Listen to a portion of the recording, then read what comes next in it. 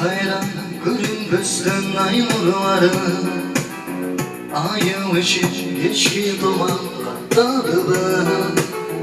Görüp duran yalnızlıktan arayacağım, Çalgan dünyamada cezam azaplarım.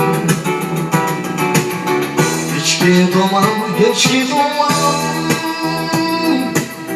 Mahkamatın barış yalgan. Geçki duman, geçki duman, kaldırdım bu şıragımda cavan armağan.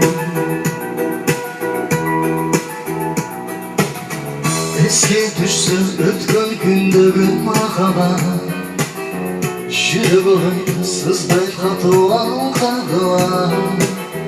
Geçirip koy beni canım ey yardağım, Bilen bir gün başkasına yollarım. Keşke duman, keşke duman, Mahkamatın barış yalgan.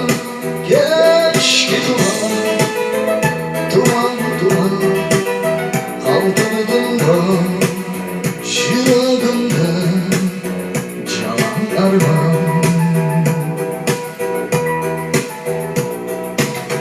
Ötken günlerden soğuğum sağlamam, Kara dolağanlara suyu sen canım.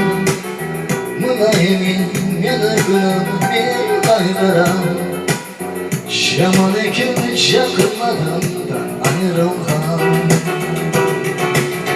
Keşke duman, keşke duman,